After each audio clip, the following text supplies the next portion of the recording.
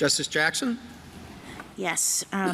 So I just wanted to say how perplexed I was about the questions that seem to distinguish this kind of sexual orientation refusal to provide services from the race discrimination.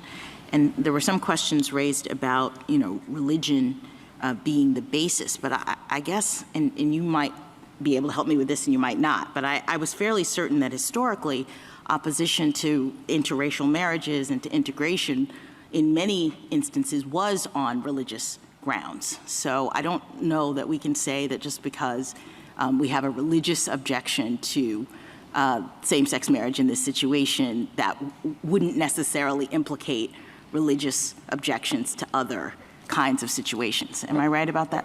Absolutely correct about that. I mean, Bob Jones University is a good example of that case where there was a religious basis. So whatever we decide here, as Justice Barrett suggested, could have implications for other kinds of categorizations in First Amendment, strongly religious held First Amendment invocations of rights. Absolutely, and I think the reason my friend was having such difficulty giving clear answers to some of these hard questions was because there is no way to cabin this to, under the free speech clause exemption they seek, just to weddings or sexual orientation. All right, so can I just direct your attention back to Justice Kagan's question, because I think she made good points about the God bless this union hypothetical.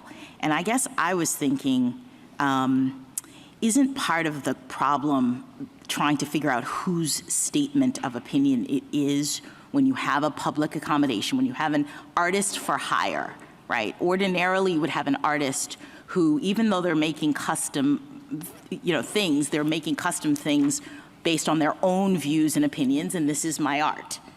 But when you have an artist for hire and people come to them and say, here's what I'd like you to make, there's a question about whether what they make is their statement or the customer's statement.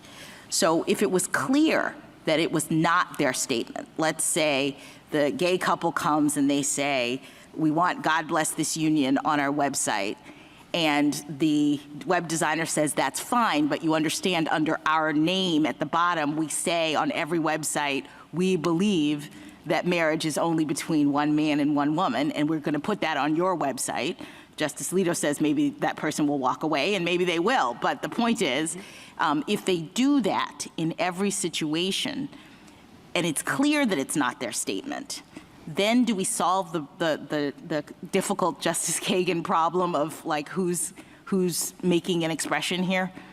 I think we make progress towards solving it. And I think back to the stipulations, I think it's notable that the stipulations here do not address that question that you raised, Justice Jackson. What the company says is, well, every website has designed by 303 Creative at the bottom. That's paragraph 83 of the stipulations. And then they say, and if a viewer of a wedding website goes to 303 Creative, then they will understand our philosophy, our own website, then they will understand our philosophy and understand that there's some implicit recognition or endorsement, whatever, of the wedding. But on the stipulated facts here, the question you pose is totally wide open. There's no evidence in the record whatsoever and no websites in the record to look at to see whether anyone would attribute the speech about the couple on the wedding website to the designer as opposed to the couple. Should we have that as part of our standard in the holding? Like, let's say we don't want to go as far as you're suggesting, perhaps, with the holding in this case. Could it be that we would say, the First Amendment protects the web designer's abilities to, not have this kind of a same-sex wedding website only if it would be clear from a neutral observer or from the audience that having that website is their own expression?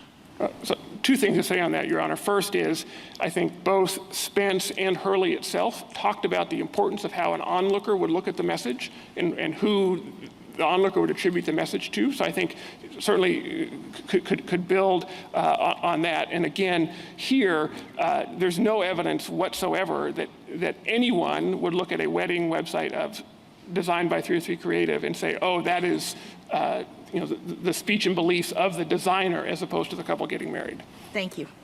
You Can want I- us, I'm sorry. Can I ask you a hypothetical that just sort of helps me to flesh that out?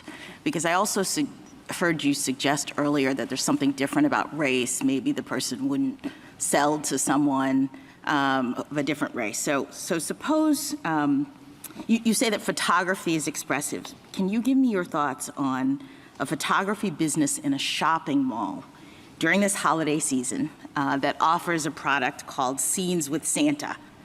And this business wants to express its own view of nostalgia about Christmases past by reproducing classic 1940s and 1950s Santa scenes. They do it in sepia tone, and they are customizing each one. This is not off a rack. They're really bringing the people in and having them interact with Santa, children, because they're trying to capture the feelings of a certain era.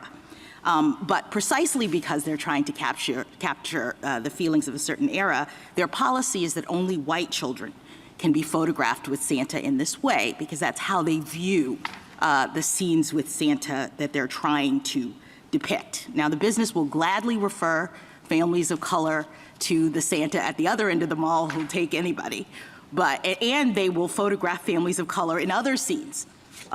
So they're not discriminating against the families. What they're saying is Scenes with Santa is preserved for white families, and they want to have a sign next to the Santa that says only white children. Why isn't your argument that they should be able to do that? And maybe it is. Because in the photograph itself, the objection is not contained in that photograph. But in addition, I think it's important to remind the court that— No, don't leave. Sorry. What do you mean? I mean, the objection, just like your client's objection, is to expressions that violate their own views of what is being depicted.